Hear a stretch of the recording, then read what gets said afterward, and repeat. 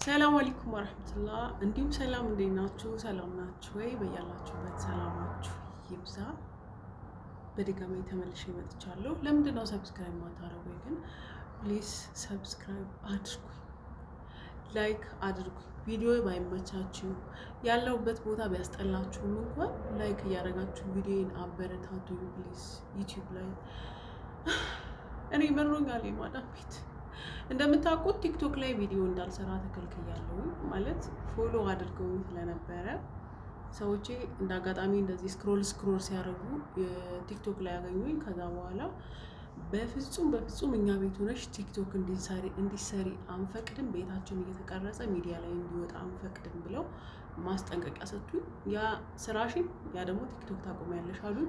እኔም ደግሞ ወዳዋ ቲክቶክ ባቆም ይሻለኛል፣ ምክንያቱም ከቲክቶክ የማገኘው ጥቅም የለም። ይህ ስራዬን ብሰራ ይሻለኛል ብዬ ስራዬን እየሰራሁ ነው፣ ቲክቶክን ትቼ ማለት ነው። አሁን በዩቲዩብ የመጣሁት ያው ዩቲዩብ ላይ አያገኙኝም በሚለው ነው። ዩቲዩብ ላይ አያገኙኝም ብዬ በማሰብ ነው ዩቲዩብ እየሰራ ያለሁት እንጂ በጭራሽ ቀይ መስመር ነው። እኛ ቤት ሆነሽ ቪዲዮ ሰርተሽ ሚዲያ ላይ እንዳትፖስች ተብያለሁ ማለት ነው። ስለዚህ እናንተ ሰብስክራይብ እና ላይክ አድርጉኝ ፕሊዝ። ከመዳም ቤት የምወጣበት መንገድ አፋልጉኝ፣ አብራችሁ አፋልጉኝ። በቃ እኔ የምር መሮኛል፣ እኔ ሰለቸኝ። ስንት ዓመት ስንቱ ነገር ችዬ ልቀመጥ አውቃለሁ። ሮሮ በዝቶባችኋል በየቦታው እና መሯችኋል። ቲክቶክም ላይ እኔ እየታለቃቅስ ነው የምታዩኝ። ግን ደግሞ ፕሊዝ ደገፍ፣ እንደዚህ ደገፍ አድርጉኝ። ከዛ ባለፈ ሳናቅ ወይም ደግሞ እያወቅን በመሀል በመርሳት የምናደርገውን ነገር ነው የምነግራችሁ። ማዳም ቤት የምንሰራ እህቶች በተለይ አሁን ላይ ካሜራ በየቤታቸው አለ ማለት ካሜራ መኖሩን ሳናቅም ሊሆን ይችላል፣ እያወቅን ደግሞ የምንዘነጋው ነገር አለ ከራሴም ጀምሮ እና ገጠር ቤት የሆነ ደሰስ ያለ ቤት መስሏችሁ እዚህ ቤትማ ካሜራ አይኖርም ብላችሁ እንዳትንቁት። ከተማ ቤትም እንደዛ፣ ሁሉም ቦታ ገጠሩም ከተማም አሁን ካሜራ አድርገዋል።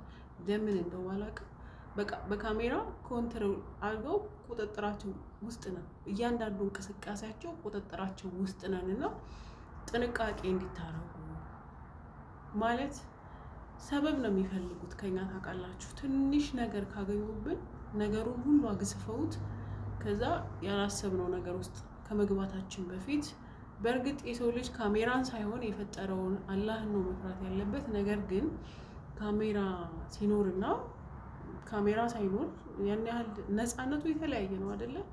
ምንም እንኳን አላህን ፈርታችሁ ፈጣሪን ፈርታችሁ እንኳን ብትሰሩም፣ ነገር ግን ማዳም አጠገባችሁ ስትኖርና ካጠገባችሁ ዘወር ስትል ነፃነት ተሰምቷችሁ ራሳችሁ እንደፈለጋችሁ አድርጋችሁ ዘና ብላችሁ ስራችሁን ትሰራላችሁ።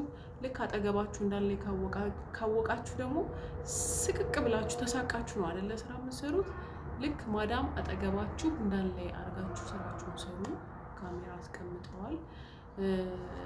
አብረውኝ የሚሰሩ ልጆች ነበሩና እነሱን እንዴት እንደዚህ ታደርጋላችሁ ምናምን ተብለው ሁላችንም ተነግሮናልና ካሜራ አለ በየቤቱ።